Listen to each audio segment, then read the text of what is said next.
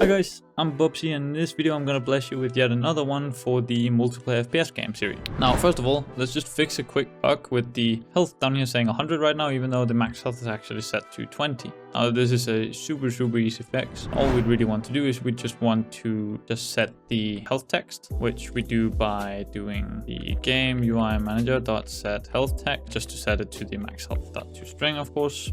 There we go. Now it'll just set it right off the bat to whatever your player's max health is set to. That should work just fine.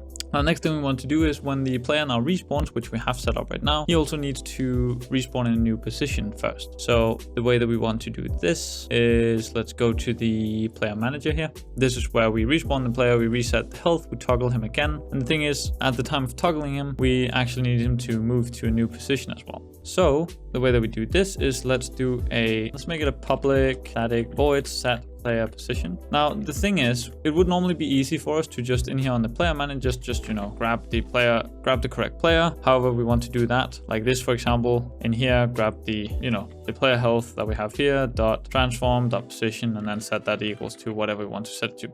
But the thing is, that would be setting the position on the server, and right now we have client-sided movement. That's what the network transform is handling right now. We can see down here that it is client authoritative, which means only the client that owns it can move the actual player. This is why we now on the player controller need to send a server RPC, to send a target RPC, to tell the player to move. So just much like we do down here, where we toggle the player, send it to the server, and then send it to the up servers to toggle. We want to do that, but really just with a target RPC, we'll handle it just fine. But we'll make a server RPC first, which will be private void move player set player position server, and then we'll have a target RPC, which will just be private void set player position target. And this needs the network connection. I'm just going to call it con to send the target to. Now here we want to get the client ID of the player's position that we want to send. So we send set the int client ID like so. And for that sake, we could also just send through the position. So vector3.position. And you can see it actually just auto-filled for me here, that player position server. I would also want to send the client ID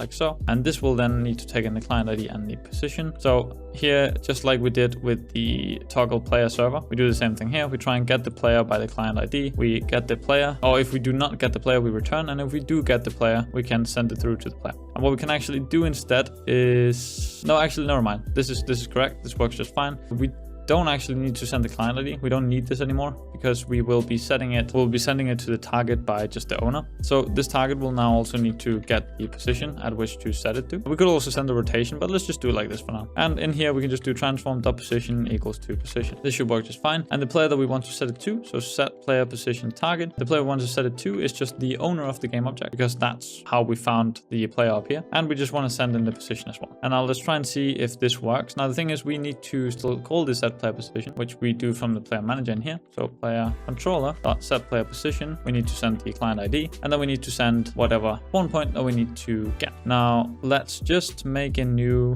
serialized list of spawn points. We could move this to another place later on, but for now this should work just fine. List of type transform, we're just going to call this spawn points equals to a new list of type transform. And in here, it'll just get a random from unity engine.random.range between 0 and spawn points.count. So go, and then .position. There we go. This is just getting a random spawn point. And now we just need to go set up the spawn points and see if that works. Now we already have the spawn point set up in the regular spawner. Now in a lot of games, I would actually make my own spawner, or really just have the player manager in this case handle the spawning, but this should work just as fine. So let me go to the spawn points and just drag and drop in these spawn points here. So remember to save the scene this time, instead of in the last video where I did not save the scene and had a lot of trouble with that. You can also see the health is now set to 20 right off the bat. And if we go shoot this guy 3 times, boom, he will die, disappear, and he should get respawned, but this time in a new spawn position, which you can see is over here. Same if we shoot this guy 3 times, let's just see all the spawn positions, and boom.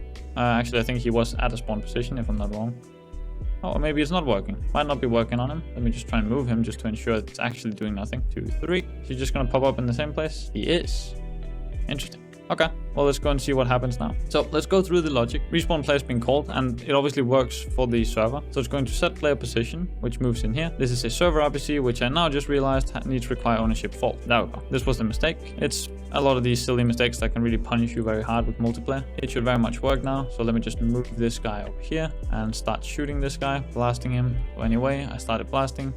Oh, he's out of range. There we go. Hit him, and now you should respawn at a spawn point instead. Boom, you can see it was just popped up there. If you don't like that teleport, which I understand can be annoying, it's not the prettiest in the world. It's actually because the network transform interpolates. So that's because it interpolates, which means it'll try and smooth. So if it gets data that's all of a sudden seemingly stuttery, you know, in all of a sudden in this position, then over here in this position, it'll just try and handle it by smoothing it out. That's what actually makes the moving look smooth, because in reality, this moving right now is not actually smooth. It's actually quite jittery because it's not receiving data quick enough, but that's handled by simply just interpolating the data that comes in. But what you can just do instead is we can either disable this interpolation, which I don't like the idea of, or we can actually just wait a little bit by enabling it. But I'm gonna keep this for now. It's not a big issue and I don't want to spend too much time on this, but that's how you would solve it, is you would simply just delay toggling him. Now, one thing that we actually never got to test, I realized I say actually a lot, I'm sorry about that. One thing we didn't get to test last time is I set up these stats and these scorings, and I think we should just try and debug these out just to ensure that they actually work. God damn it, I said actually again.